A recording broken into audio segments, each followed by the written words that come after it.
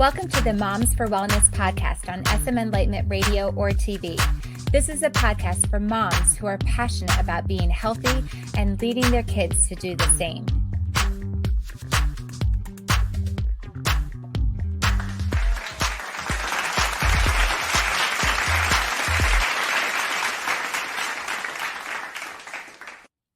Welcome back, Mama. I am so glad you are here with us today. And I am excited because we are going to part 2 in our series on goals. So we are talking about goals. We are here at the end of the year. As we are recording this, it is the end of the year 2022.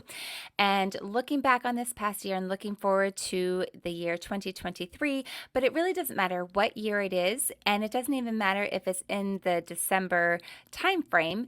When you were listening to this, you can reflect back on the past year, wherever you are, and think about what goals you have. And today we are talking specifically about health goals. What goals do we have in the area of health? So last episode we talked about family goals, and today we're going to focus on health. Okay, so where I want to start is talk about why. Why do we want to get healthy? What are the reasons why we would make this a goal? Why would we spend any effort, any time, any thought into making health a goal or a priority? So some of the reasons, let's explore some of these reasons. One reason is that you might want to feel better, and that's a plain enough reason, right? And you might be curious, actually, if you aren't actually experiencing life in the healthiest way, in the healthiest form.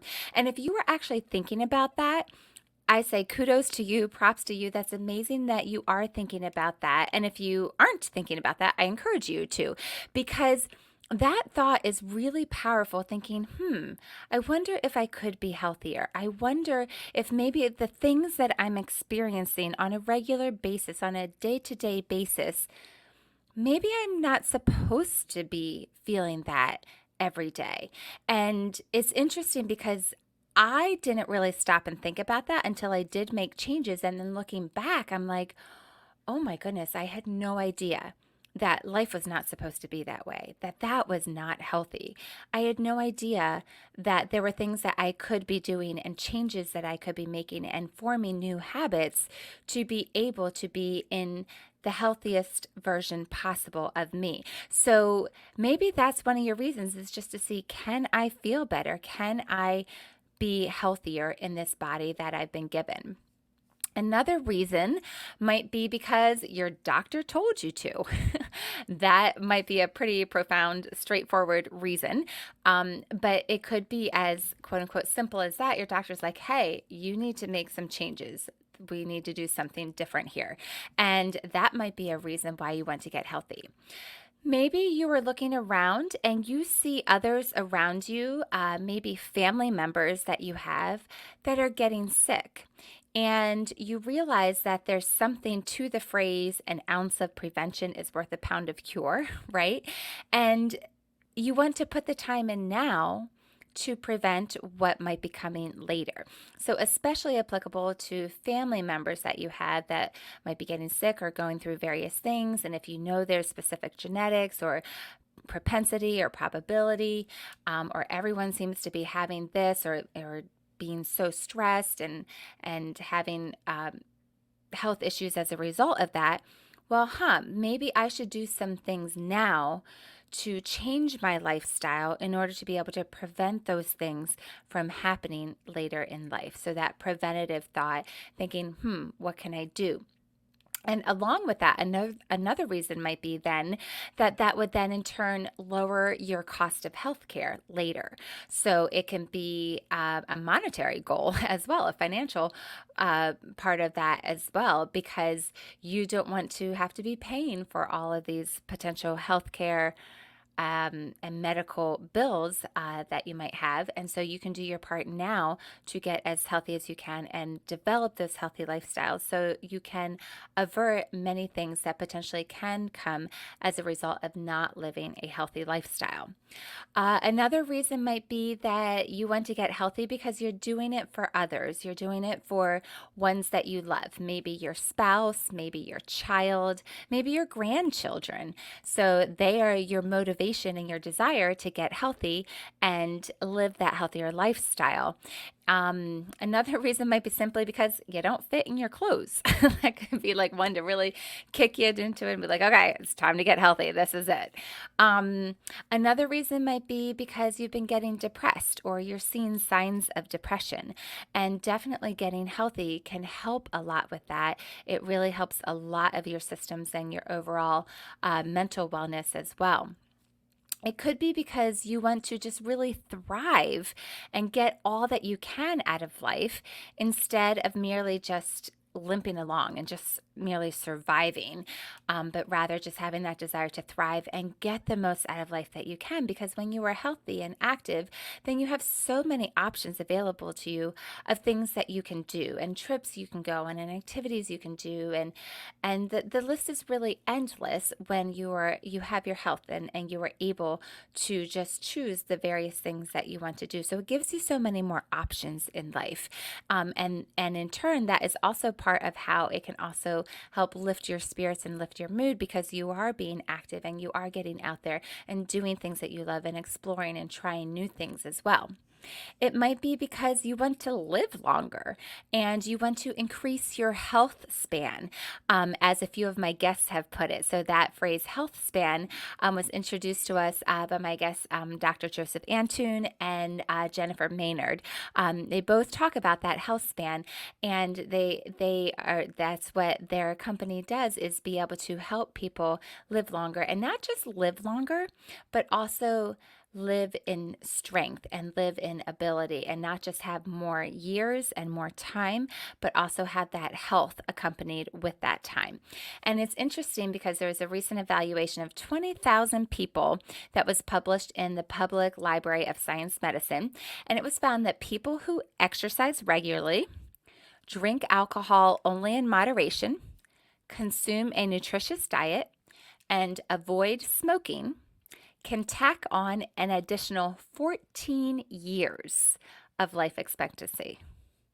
That's crazy. That is so interesting. So let me read that again in case you missed that. If you were kind of like starting to drift away and you hear that I can add 14 years of life expectancy, here's how.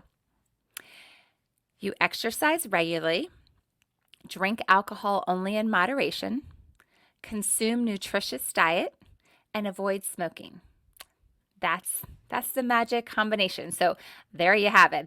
Yes, that's amazing. Like, do that combination, you are good. Message me on Instagram, voila, done. But if you want to keep listening to more like how do I make this a goal, a priority, keep listening. But also one more thing as far as why, it might be that you want more energy, and definitely getting healthy and changing your lifestyle and changing your habits can certainly add to your energy. And then that gives you the desire and the ability to go out and try new things. And then that lifts your spirit. So you see how this is all circular, it all connects, okay? But it's really important to be clear on your why. So these are all different reasons that you might want to get healthy, and you might be thinking about getting healthy. And it's possible that you were already like, yep, I already know I need to, like, this is it. Or maybe you listen to that and you're like, oh, well, that's actually a pretty good reason why. Oh, I never really thought about that one. Then maybe take that and use that as your why. But the thing is that you need to be very clear on your why. When you are endeavoring to set a goal and to see it through, and try something new and make it happen, the key to it is being very, very clear, crystal clear, having a vision of what your why is. And your discomfort needs to be greater than the fear that is going to attack you for stepping out of your comfort zone and trying new things and setting this goal. Your discomfort has to be so strong that it compels you to move. It compels you into action. So is your discomfort so great? Is it that the doctor said, hey, you need to make these changes, or you're going to be in my office next week, or you need to make these changes, or you're having surgery? Like, what is the ultimatum? But it needs to be an ultimatum like that in your mind, that that discomfort is greater than any fears and any resistance that you're going to face. You also need to know with conviction that there is no other option in your mind. And that's where the decision, when you hear people talk about goals and and their why, they'll talk about, I made a decision, I decided. And when you do that, it means that there's no other option in your mind. This is it, and this is, I'm going forward. There is no back door, there is no other way out. Kind of like burning the boats, like there's no other way but to go forward and to carry through with this. Something also that I would encourage you to do to help you actually follow through with this, make good on these goals, is put some skin in the game. So this can look like a lot of different things, whatever is something valuable to you that you put out there and put into, like throwing your hat in the ring. But this could be like, putting some money on it, like a bet. Like there's many apps that have competitions, or you might join a competition at work where it's, can you do these workouts consecutively, or whoever loses the most weight, or whoever eats a salad every meal, or just whatever the thing is, there's a challenge, right? And you put money into it, and then the winner gets the money. Well, you put money into that. So you put something on the line. You put some skin in the game, and you're like, I don't want to lose that money. And I would really like to win all that money too. So you've got skin in the game to compel you to actually act and follow through. Maybe it looks like you're paying for a program. And again, that's putting money out there for you to be like, okay, I want to make this worth it. I just paid all this money for this program. I'm going to follow through and do it. It could look like setting up babysitting for you to go and work out and, go to the gym, meet up with a friend, go out in your neighborhood, whatever that looks like. But again, that's could be money for paying for the babysitter, or just setting up that time and that effort. And then it's going to compel you and force you to go and follow through and do the workout, or do your meal prep, or do your grocery shopping, or whatever that looks like. But something like that. So you can be creative in whatever works for you, but I encourage you to put some skin in the game. Put something out there that is going to make you be like, oh, okay, I definitely want to make sure that I do this. And then the last thing I want to share on things that will really help you be able to accomplish this and get you set up well for success is to get support. And this can look like people. It could be your husband. It could be a best friend. It could be the trainer at the gym, or do a program. So you're involved in that program and there's accountability in that program, but have support, have accountability. So that is all encompassed with your why and some tips on how to be successful when you're setting these goals, and what that looks like, just setting you up for success. Now, let's look at what are some action steps of how to actually create this success, and what do you do? So what could changing habits look like for you? Well, there's two ways we're going to look at this. We can look at this going gradually into these changes, and then we'll also look at what it looks like to go full out for these changes. Okay, so remembering that this is our goal, to get healthy. You've been specific on what your goal is. So here's an idea. Here's some ways that it might look like for you to go gradually into these goals, because you need to know how you operate. Because if you have started something big in the past and you're like, okay, going all out is just not for me, I didn't make those changes that didn't stick, maybe going gradually is for you. So what does that look like? It looks like changing one or two habits at a time. So for example, I'm going to give you some ideas of what kinds of habits these could be, and just pick one or two and work on those and get those down for a little while, a couple of weeks, and then add on another one, and do this gradually so it becomes your routine. It becomes what you normally do. So for example, it could be something like, don't bring junk food or tempting foods into the house. Like your rule just is, I don't bring that into the house. So that means when you go grocery shopping, then you're not getting those things at the grocery store because you're not bringing them into your house. And that way, that temptation isn't going to be there. And you know what I'm talking about. I don't think I have to be specific on whatever those things are for you, but just know that when you are shopping, you just know that, like, not in my house. Like, so that way, when you are getting tempted, the option isn't there for you. And then that way, also, when you're out of the house, when you're at a party or at a friend's house or out to dinner, then you can partake in those things and it's a true special treat. But you're not having those things and indulging in those things all the time at your house. So just getting them out of the house could be one of the simplest ways of helping change your habits. Another thing that you could do is replace dessert with fruit, or just don't have dessert. So there's a lot of options when it comes to dessert. And the thing is that, like, I growing up, like, dessert was a normal part of our dinner. And like, maybe my parents would disagree with me. Maybe my memory is skewed on that, but like, I just remember dessert being a regular thing. We had dessert like at most meals, and that was just a part of our meal. And so, but it doesn't necessarily have to be. We chose with our family that we're not gonna just have dessert as just a regular thing. It's gonna be an every now and then kind of a thing, and it's not just an expectation. So when we have it, like, it's just a special thing. And honestly, it's usually like when when the kids ask us, like, oh yeah, okay, we can have it tonight. And so that makes it like it's not a for sure thing. Or just replace the dessert you're having with something healthier, like fruit, or something like that that satisfies that sweetness, but it's a better option. Another idea of going gradually, changing habits slowly and gradually, is put double the amounts of veggies on your plate. So it could just be as simple as that. At dinner, double up the veggies that you normally put on your plate. So that could be something that you work on incorporating. Thinking about sleep, because sleep has such a huge impact on our health. One of these small gradual goals you can do is go to bed a half hour earlier. And so just plan on that and just be like, okay, this is my thing. I'm just going to go to bed half an hour earlier, and that's what I'm working on. That's what I'm going to do. And just start doing that and see how having that extra sleep makes such a difference and such an impact in your overall health, because it can affect everything. It can affect your mood, your ability to think and react and think clearly. All these things, it can have such a major impact.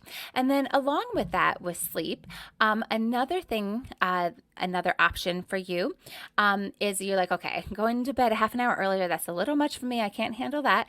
But maybe you could handle just starting a wind down routine at night before you go to bed. So this could include things like no electronics an hour before you go to bed, not watching any news, or being very careful about what you're consuming and reading and watching and putting into your mind an hour before you go to bed.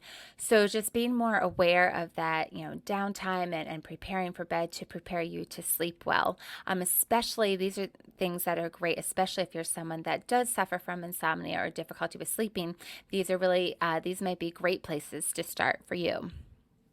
Another habit to try to incorporate is in the morning then. So we went to sleep and then waking up in the morning, and say 3 things that you are grateful for before opening your eyes in the morning.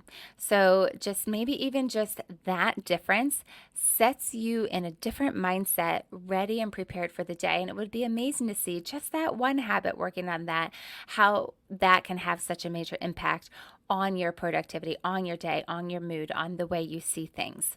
And then staying with that thought of getting up and habits to do to change for getting up is to help you with hydration and drinking water. So place a glass of water the night before, place it by your bed, and drink it before you get up. And so that way you're hydrating, you're starting with water, you're flushing out the toxins in your body, and just getting the day started off really well. That's a great way to start your day. So it might be something as simple as that. It's just putting a glass of water by your bed at night and then drinking that. It's ready for you in the morning. Another idea of a habit that you could just use to gradually make these changes is thinking about your habit of eating out. And so maybe if you're someone that eats out quite a few, let's say you eat out 3 nights a week. Maybe you eat out every Friday night, Saturday, and you go out Tuesday night, let's say. So just eat out one night less a week. Maybe make it just a small habit change like that. So whatever your normal thing is, just one less, okay? So that could be a really great place to start.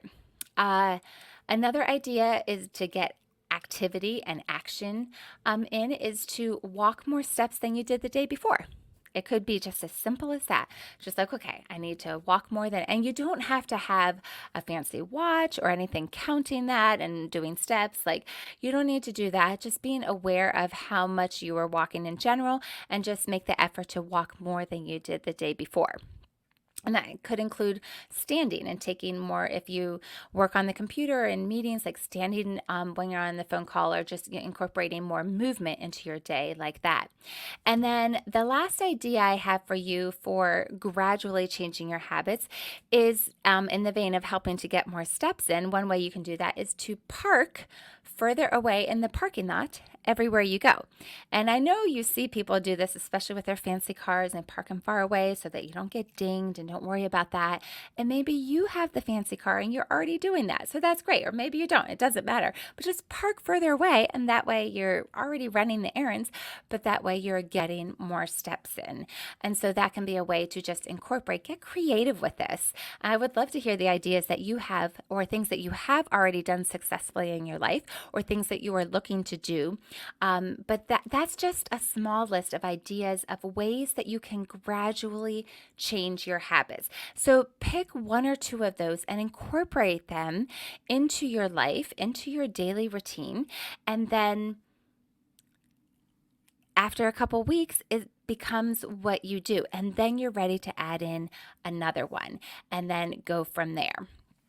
All right, so I thought I might have time to get into the second one, but I don't think I have enough time. So then after talking about our gradual habit change, what we're going to do is then next we're going to talk about going full out. Maybe you're someone that's like, you know what? Doing those little steps here and there, like that isn't going to work for me. I need to just jump into something and just go full out and do it. So that's what we're going to talk about next. But first, we're going to take a break. So you are listening to Moms for Wellness with Jenny Hardy, with me, on my podcast, anywhere you get your podcasts. And we're also on SM Enlightenment Radio and TV on YouTube. And we'll be right back.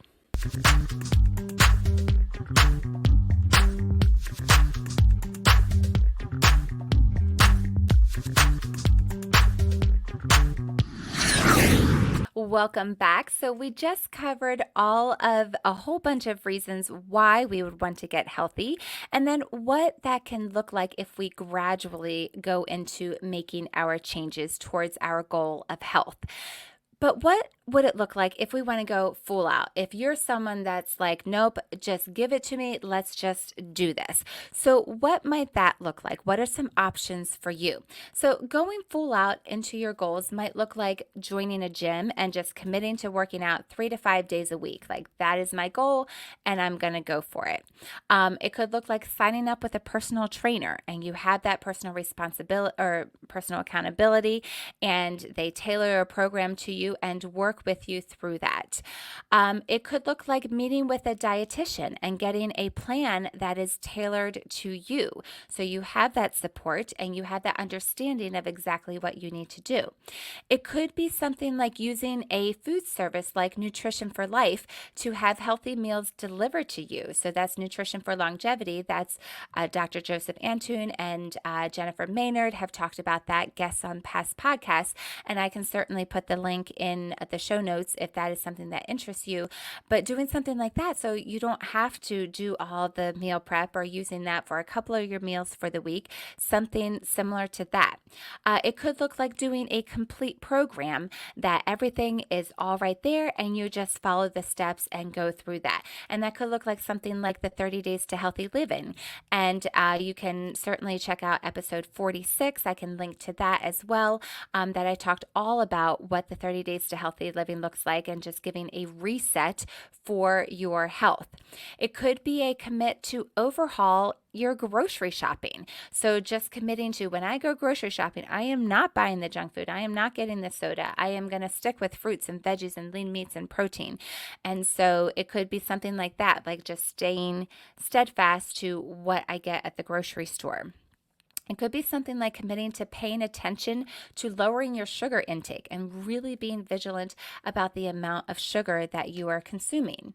Um, it could look like cutting out in general all those acidic, addictive, allergenic foods that are in your diet, cutting out inflammatory foods. And again, we've talked about these in past episodes as well. And we're talking about foods like things like fried food, dairy, gluten, soy, all these things that are wreaking havoc in our bodies and we don't even realize it. Another thing it could look like is committing to eating in and cooking healthy homemade meals. If you're someone that is used to eating out a lot, or you're like, oh, I don't know what was planned, I don't have anything planned, let's just eat out, let's just pick up something, grab something. And before you know it, you're doing that so much. And the thing is, there's so much hidden not goodness in foods when you eat out. And so you can save so much and have so much healthier meals by merely cooking at home. So just making maybe that commitment to cooking meals at home is a huge commitment for you because that's not already in your lifestyle. So doing something like that. So these are all ways that it might look like for you if you are going full out and like, I am going to commit to this, I'm going to do this. And there's benefit to both ways. And it doesn't really matter which way you go. But here's the thing. There are two main keys that need to be a part of either way that you choose to go. Okay. Number one, you have to have the desire and be committed to see the outcome. Remember back in the beginning when we talked about your why and having the pain and discomfort be greater than the fear and the resistance that you're going to face. You have to have that desire. You have to be very clear on your why and be committed to see the outcome, no matter which way you choose. And then number two, you need to have support. So who can be your support? Your husband, a friend, your bestie, your workout buddy, your trainer, your neighbor, your program coach, whoever it is, or a group of people. It could be a group of friends, but you need to have a support. So make sure you have a support in the goals that you have set and the things that you want to change. Okay. So that has been all focused on you and getting your health goals set and following through on them and the benefits that they can be to you and to your family in general. But I want to turn our attention to getting our kids healthy, because in reality, if you are working on your health, then that in turn is actually working on your kids' health too as a byproduct, right? Because they are watching and you are the one cooking the meals and shopping and preparing them for your family. And this is actually where it all started for me, because it wasn't until there was a glaring need in my kids' lives that I really started focusing on the power of food, using food as fuel, food being used as the powering agent for our body, food as a catalyst for change in our health. And yes, food is powerful. It really is. So please treat it that way and really be aware that it can either be adding to your health or it can be detracting from your health. So let me ask you why your child might want to get healthy, or why you would want your child to be healthy, because we looked at a list of reasons in the beginning of the episode about why we would want to be healthy, right? But what are some reasons specific to our kids? Why do we want them to be healthy? So let's explore this a little bit. What are some of the reasons that our kids might want to be healthy? Well, for them to be able to have a body that works and functions the way it was designed to. And this applies and affects everything in their life. So to have them have a healthy body and have that ability to run and jump and play and do all the things that kids do is such a gift to be able to give them.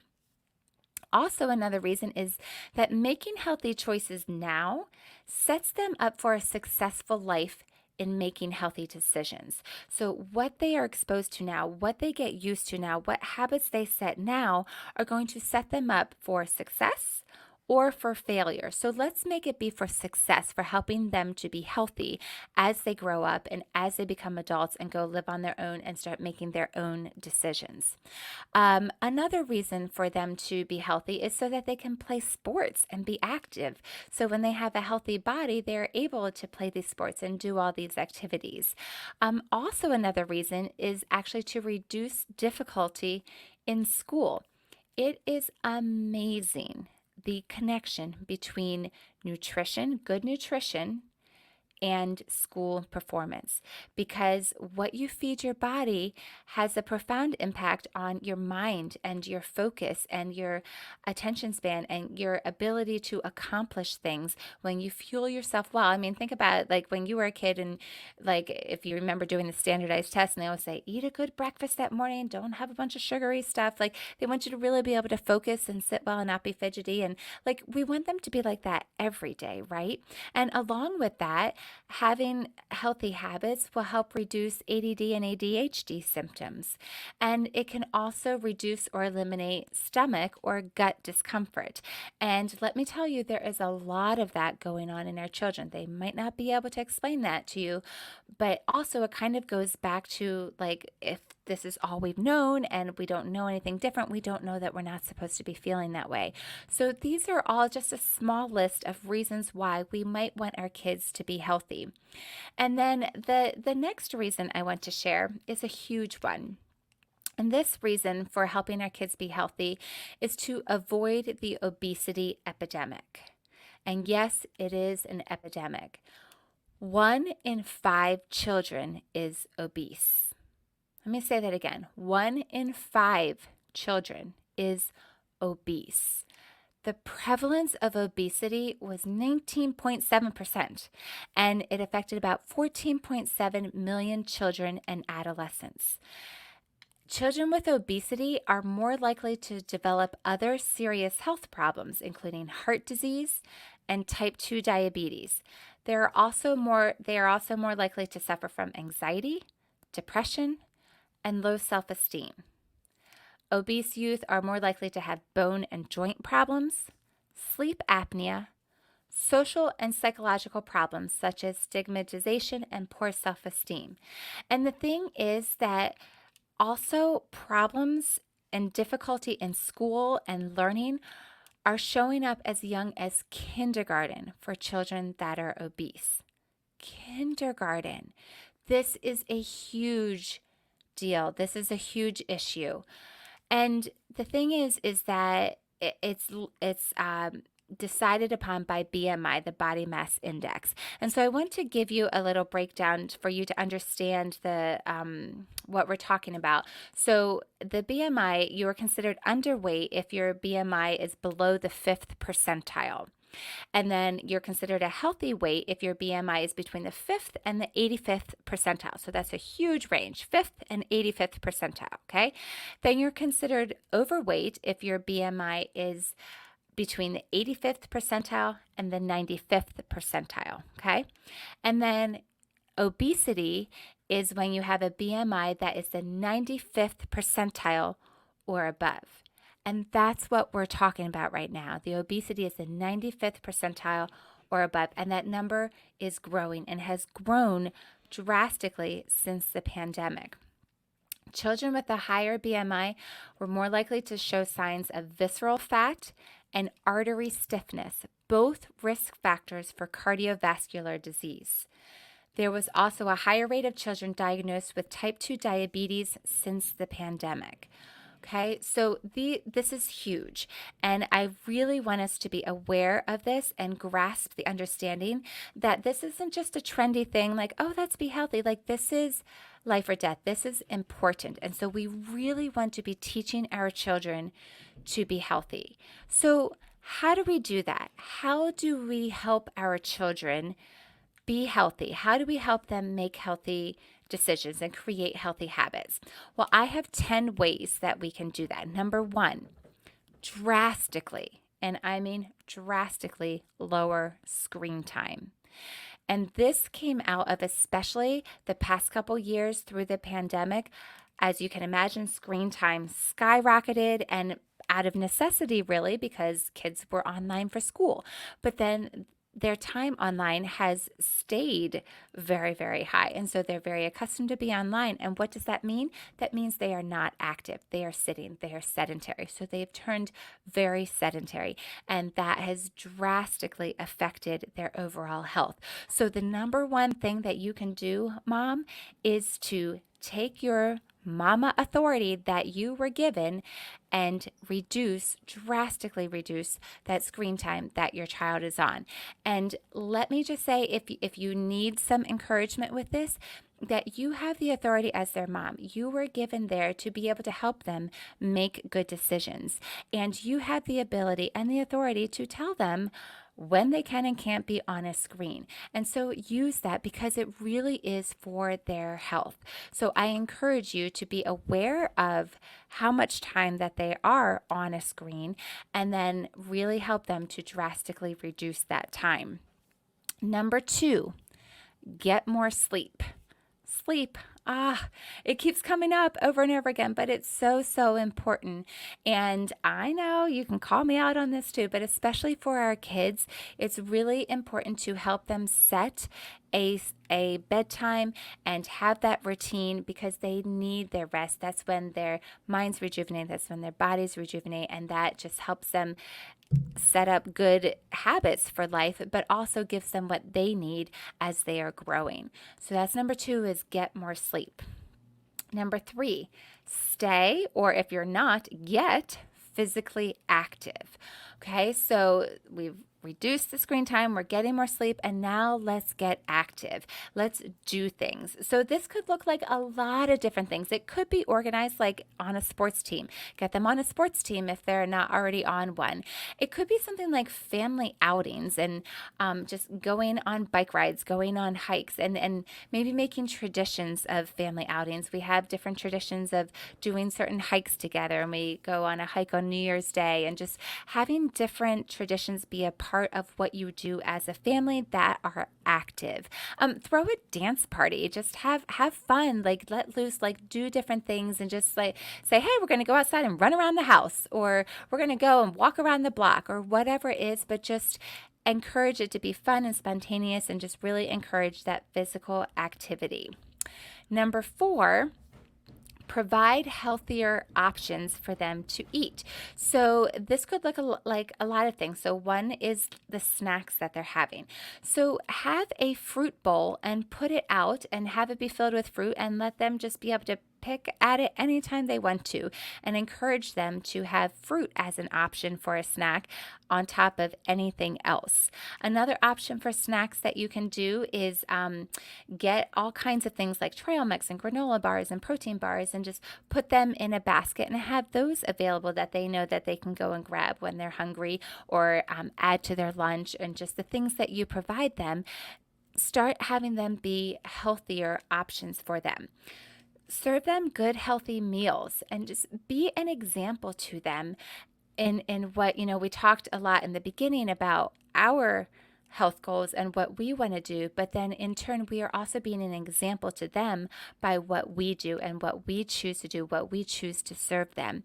And then offer them choices. So if for dinner that night, if you say like, do you want the broccoli or the asparagus? Which one should we cook tonight? Let them choose. So when they have more of a part in it and more of a say in it, then they have that ownership of it. And it's like, oh, I chose the broccoli. I'm definitely going to eat that. Or I really like this one. And so they can't go wrong with either of those choices. So give them choices like that where they can be involved, and then that gives them ownership of the choice as well.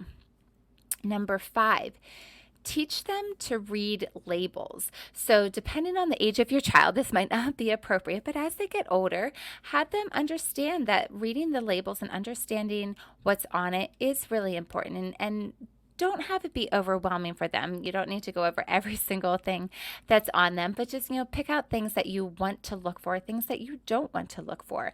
And maybe just starting with three simple things like looking at the trans fat, looking at the grams of sugar and sodium levels, and just paying attention to those three and being like, okay, we don't want these things in it. We don't want these to be high. Look how much sugar is in it. Look how much sodium is in that. And just really comparing and them having an understanding of what is in different foods and different products and different companies too, the differences between them. Number 6, reduce stress. I know it might sound kind of crazy to be talking about our children and reducing stress, but it's true because they can feel a lot and they can absorb a lot. So anything that we can do as their parents to be able to give them as calm as possible home life and stable as possible, just reduce those major stress things. So, any ways that you can do that. I mean, their life doesn't need to be like, perfectly flat, but they need to learn a lot and see conflict and be able to see that resolved and learn from that in a healthy way. But I'm talking about things that you can avoid, things like maybe talking about things in the news that aren't necessarily appropriate, age appropriate, or just the things that you discuss, or the way that you talk to them, or the hurriedness, or just different things that you can do. Think about the day from your child's perspective and think if there's any things that you can do to personally help to reduce their stress levels. Number 7, drink lots of water. No sodas, no juices, no, just lots of water. And one way that maybe you can do this is make it fun. So get them a fun water bottle that they love. And one of the ways I know I've heard from a ton of people, my kids included, is when you have the straw in the water bottle, they tend to drink a lot more because like, oh, it's fun and I like my water bottle and it's pretty, or I put stickers on it, or whatever it is. Like, use that to be able to encourage them to drink more water. Number 8, make it fun for them. So this can look like a lot of things. Like when they were little, you did airplanes in their mouth. So maybe your kids are at that stage. Create shapes with their food, like all different kinds of shapes, and get creative. There's so many fun things that you can do. One of them is making penguins out of bananas. And I believe we actually have a picture of this. So people that are watching on YouTube, you get to see this. If you are just listening, you are definitely going to want to check out the YouTube channel. But there they are, the cutest little penguins. Oh my goodness, these are so cute. So it's bananas. You cut them in half, and then you dip the end in chocolate and put little eyes and a nose on. You can use almonds and then little feet, and use the chocolate to put them on. They're just absolutely adorable. So you're definitely going to want to check out the picture. But there's a lot of different ideas like that you can do to just make it fun for them to eat healthy food. Number 9, plant a garden. Have salads at most meals. Eat the rainbow. Have them be involved in the process of where their food comes from and growing it. And then number 10, monitor the things that they watch and listen to and who they hang out with. And some of these were added in. There's a mixture of my list, but I also asked my kids, like, what are some things that what would you say to have kids be healthy, and how moms can help them? And this was one that was added. And so while it might not sound like it's directly related to health, it actually is, because you are the sum of the 5 people that you hang out with the most. So who are they being surrounded by? What are they watching online? And, the times that they are online and on screens, monitor that, pay close attention to that, because that affects who they are, that affects their overall health. So those are the 10 ways I wanted to share with you specifically of how we can help our children, and just talk to them about creating healthy habits. Make it a conversation and talk about what different foods do to their bodies, and explain that some make them super active and it's hard to sit still. Some nourish them and give them the right support and the energy to run and play and think and have sustained energy, and just have them involved in the process. And even being able to come up with what meals you're having. Like if you've listened to any episodes, you know that I'm a planner. I plan out my meals for several weeks at a time. And, I'm just like, okay, what meals do you guys want? Because some of them, they look at the list and like, oh, yay. And others like, oh, not looking forward to that. Or some of them are like, oh, don't make that meal when I'm washing the dishes, because that produces a lot of dishes. So have them be involved in the process and make some of the decisions, go grocery shopping with you, because the more that they are involved, the more that they're going to be invested and understand and really take ownership of making healthy decisions. And it becomes a lifestyle when we do that. And just like any goal, decide your why and have a decided heart, whether it's for you personally or for your family. And just decide that there is no turning back, because your child's future health depends on it. Start making the changes now. Use this time of reflection on the past year and looking forward to the new year to make decisions that will make a lasting difference for years and actually generations to come. I hope this episode on health goals has been helpful to you and has clarified why and how you can make health a priority for yourself and for your children in the upcoming year. So go ahead and reach out to me on Instagram. Let me know your thoughts. Let me know if there's any things that I missed and ideas that you have of ways that you are getting healthy and helping your children to get healthy. And definitely go ahead and share this episode with a mom friend who you want to help make a similar health decision and goals for herself and her family this next year. That's a wrap. Thanks for joining me on SM Enlightenment Radio or TV, or joining me on the Moms for Wellness podcast. If you enjoyed this episode, please subscribe to the Moms for Wellness podcast and leave a 5-star rating or review. It really is helpful and we would be so grateful. I'm Jenny. Have a good one.